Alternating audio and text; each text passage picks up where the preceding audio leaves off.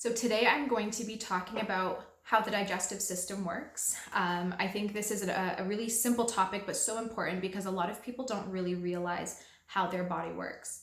So the digestive system actually begins in the mouth. As soon as you taste food or even smell food, it signals your brain to signal your digestive system to start secreting enzymes in preparation of the meal that you are about to consume.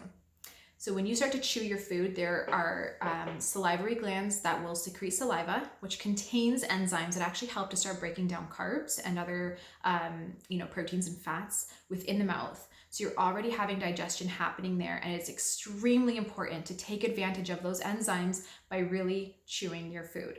The more you chew in the mouth, the easier time your food is going to have within your digestive system, and the better chance you're going to have of not having food sensitivity reactions to the meal that you just ate, because it will be more broken down. So chew your food really well. Ideally, the goal is about 30, chews per bite. Some people can't do that, which is fine, but do at least more than 10. I see people chewing 3 or 4 times and then swallowing, and that's not ideal. So just chew as much as you can before swallowing. Once you swallow, the food enters your stomach. In your stomach, there are parietal cells and other cells that will release hydrochloric acid. Hydrochloric acid is incredibly important. It is what actually emulsifies and purees that food that's there. It also kills bacteria and parasites that are on the food that you just ate, and other bacteria as well. It is incredibly important because if we don't have enough stomach acid, our food will not digest, which means we will have food sensitivities forming and malnourishment. We will not be absorbing the nutrients from our food if it's not broken down, but we also will end up with parasitic infections because parasites will be surviving the stomach and reaching our intestines where they can thrive. So adequate stomach acid levels is incredibly important. A couple things you want to make sure you're not doing is drinking water with meals. Little sips, it would be okay to help food go down, and also to take supplements. I always recommend adding some lemon or something acidic to it, but drinking a full glass of water or liquid with meal should be an absolute no. The other thing that's important to note is that if you are on antacids or if you have heartburn, you're making your stomach more alkaline with those antacids, which is doing the exact opposite of what we want. If you have heartburn, 99.9% of the time, it's usually to do with an underactive stomach, not an overactive stomach. And so I actually recommend supplementing with more stomach acid, which is HCl. You can buy betaine HCl at any health food store. Supplementing with that to relieve your heartburn rather than taking something alkaline. The only time I suggest not doing hydrochloric acid is if you have ulcers or another condition that prevents you from, supplementing with this. So once you have enough stomach acid, you break down your food really, really well. Your food actually enters the duodenum. The duodenum is the beginning part of the small intestine. What happens is when your food enters the duodenum, your gallbladder will dump bile into it to emulsify and mix with the acid from the stomach to neutralize it so that you're not having something incredibly acidic entering the intestines.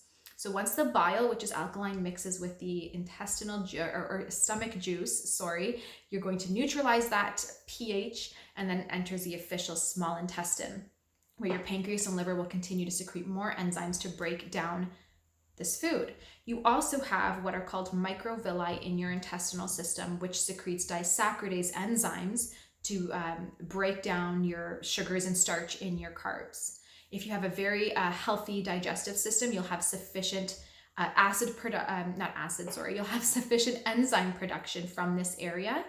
Typically, though, most people have a lot of chronic inflammation in their intestinal system, and they have blunted microvilli, which means they're not going to have that secretion that we need, and you'll actually have difficulty breaking down carbs. So it is important, if you feel like you have digestive issues or inflammation in the digestive system, constipation, diarrhea, etc., it is important to take enzymes. I always recommend taking both plant and pancreatic enzymes with bile as well. Making sure that you have all the enzymes necessary to really break down your food is so important until your body is able to rebalance itself and produce these enzymes in the amount that we desire for good digestion. So once your food passes a small intestine, it will then reach your large intestine where water is extracted from the food, and now you can start having your stool form properly. So all the water will be pushed out of the large intestine and go into your bloodstream and your kidneys to either excrete as urine or to fuel your cells, and the stool will start to dry up. This is where most of your bacteria in your body will be or should be, and they will also help to bulk up your stool, further break it down, and form it. And then from there, you will excrete it. So that's the process that happens. For most of us, we have hindered digestion, which means we either have insufficient stomach acid production, or we're not chewing our food well, or our liver is really overburdened and strained and we're not getting enough enzyme production and bile secretion, which means you'll have difficulty digesting fats and carbs. You'll typically feel like nauseous after meals, incredibly sleepy after meals. You'll have gas and bloating. You will have constipation or diarrhea. If you have any of these, cramping, any of these symptoms, it's a good idea to supplement with some enzymes and really work on the liver to get your and stomach to get your body regulated so that you can actually digest your food properly. Not digesting your food properly can lead to, like I said, food sensitivities, because you'll have literally chunks of food being able to come in contact with your immune system that's within your digestive system. And from there, your body will create antibodies to certain foods, and then it will attack these foods every time you eat it, leading to inflammation and food sensitivities. You also will trigger more pathogenic overgrowth, because if you have undigested food in your system, bacteria will feed off of it and thrive, and they will multiply because you're giving them a fuel source, and you will get gas and bloating as a result of this fermentation that from the bacteria that occurs. You also will end up with more parasitic overgrowth as well. So this is something that we really want to be careful with, making sure we have enough stomach acid and are digesting our food really, really well. The biggest concern here is when you have poor digestion, you're also going to have irregular bowel movements. A perfectly healthy human should be excreting a healthy full-size stool at least 1 to 2 times a day. 1 time is okay, but ideally 2.